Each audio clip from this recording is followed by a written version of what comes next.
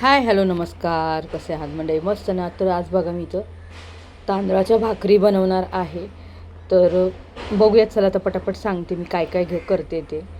तर 1 वाटी पीठ घेतलेलं आहे, त्याला 1 वाटीच पाणी घ्यायचं आहे बरं का. आणि इथं आता भांडं घेतलेलं आहे, त्याच्यामध्ये बघा मी 1 वाटी पाणी घेतलं. आता हे गरम करून घ्यायचं आहे. चांगलं उकळलं ना हे पाणी की आपल्याला त्यामध्ये पीठ टाकून घ्यायचं आहे. आपण तांदळाच्या पिठाच्या भाकरी बनवतो आहे, पण उकड काढून बनवतो आहे. तर चला आता पटापट आपण प्रोसिजर बघूया. तर इथं भांडं ठेवलं बघा, पाणी व्यवस्थित गरम झालेलं आहे. आता गॅस केलं, याच्यामध्ये थोडंसं मीठ टाकायचं. तुम्ही थोडंसं तेलसुद्धा टाकू शकता, पण मी टाकलेलं नाही आहे, फक्त मीठ टाकलं होतं. आणि त्याच्यामध्ये बघा हे पीठ टाकून घेतलेलं आहे. नॉर्मल भाकरीचं पीठ आहे हे. आणि जेवढं पीठ आहे ना तेवढंच पाणी घ्यायचं. प्रमाण अगदी सेम ठेवायचं आहे, याच्यामध्ये बदल करायचा नाही. मिक्स करून घ्यायचं. हे व्यवस्थित मिक्स झालं ना की एक झाकण ठेवायचं आणि एक 5 मिनटाची वाफ काढून घ्यायची. गॅसची फ्लेम आहे ना बंद केली तरी पण चालेल, फक्त झाकण ठेवायचं आणि ही उकड चांगली वाफवून घ्यायची आहे. एक 5 मिनटाच्या नंतर आहे ना आपल्याला हे खाली काढून घ्यायचं आहे भांड्यामधून. आणि आपल्याला हे पीठ आहे ना मळून घ्यायचं आहे. गरम पाण्यामध्ये उकड काढली ना की भाकरी अगदी मऊ लुसलुशीत आणि जास्त वेळ सॉफ्ट राहतात. सगळ्यात महत्त्वाची गोष्ट आहे. तर बघा आता मी झाकण ठेवते. एक 5 मिनटं मी असंच ठेवणार, म्हणजे व्यवस्थित अशी याची उकड निघेल. आता बघू शकता व्यवस्थित असं झालेलं आहे. हे मिक्स करून घेतलं. आता एका परातीत किंवा ताटात काढून घ्यायचं आणि लागत असेल तरच पाण्याचा वापर करायचा. कारण आहे ना हाताला थोडंसं पाणी लावायचं, कारण हे गरम आहे. आणि सगळ्यात महत्त्वाचं, हे गरम असतानाच आपल्याला ही मळायची प्रोसिजर करायची आहे. तर आपल्या तळव्याच्या मदतीने आपल्याला हे मळून घ्यायचं आहे. थोडं थोडं पाणी आपल्याला चटका लागत असेल तरच लावायचं, गरज वाटली तर. आता बघू शकता पीठ आहे ना व्यवस्थित मळून झालेलं आहे. आता पोळपाटावरती काय करणार आहे, थोडंसं कोरडं पीठ टाकायचं आहे. आणि आपण या भाकरी आहे ना लाटून घेणार आहोत. तुम्ही थापूनसुद्धा घेऊ शकता.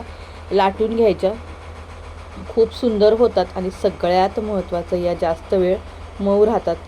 तर इथं बघू शकता, आता जितकी शक्य होईल तितकी लाटण्याचा प्रयत्न करायचा भाकरी. तुम्हाला छोट्या मोठ्या तुम्ही तुमच्या आवडीनुसार कमी जास्त करू शकता. तर मी छोटे छोटेच बनवलेले आहेत बरं का. आणि 2 स्टेपमध्ये बनवलेले आहेत. आता कोणती स्टेप आहे ती पुढे तुम्हाला सांगतेच. त्याच्या अगोदर ही भाकरी जी आहे ना ती व्यवस्थित मी आता लाटून घेणार आहे आणि तव्यावरती टाकून दोन्ही बाजूनी व्यवस्थित भाजून घेणार आहे. बघू शकता इथं तव्यावरती मी टाकलेली आहे भाकरी आणि व्यवस्थित भाजून घ्यायची. आता तुम्हाला मी 2 स्टेप म्हणाली होती, तर ती कोणती तर ती सांगते. एका म्हणजे भाकरीला आपण वरतून पाणी लावणार आहोत.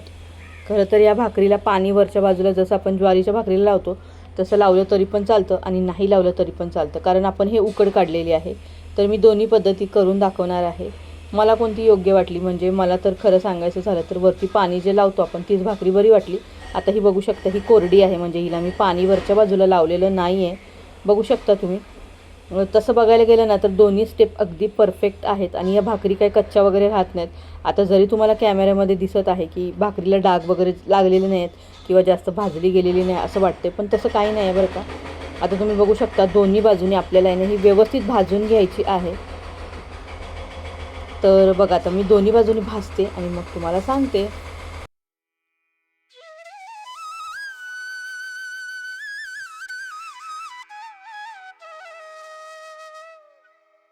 बघा आपल्याला ना असं दाबून दाबून भाजून घ्यायचं. आपल्याला जर वाटतं की जास्त पांढरी पांढरी राहते, कारण तांदळाच्या भाकरी एकदम पांढऱ्याच असतात बरं का, म्हणजे पांढऱ्या शुभ्रच असतात.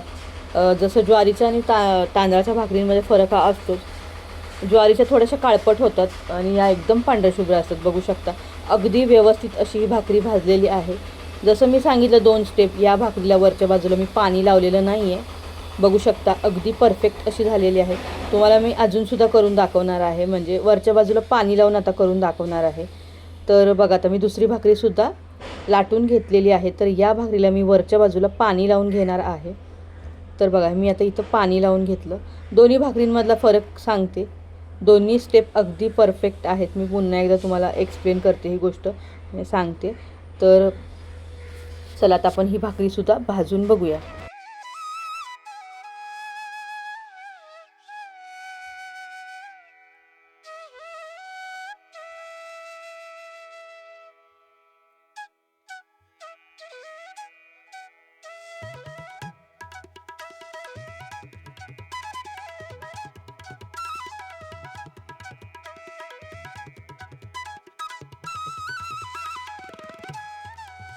बघू शकता मंडळी, अगदी व्यवस्थित अशी टम्म आपली भाकरी फुगलेली आहे. जसं मी तुम्हाला सांगितलं, पाणी लावून सुद्धा आपण व्यवस्थित अशी भाकरी करू शकतो.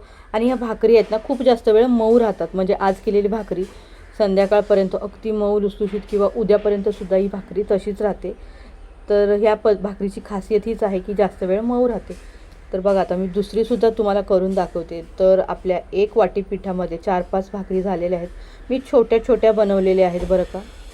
तुम्ही तुमच्या आवडीनुसार मोठ्या किंवा याच्यापेक्षा छोट्या बनवल्या तरीसुद्धा चालेल. खरं तर आहेत ना, लहान मुलांना वगैरे ना तांदळाच्या भाकरी जास्त आवडतात.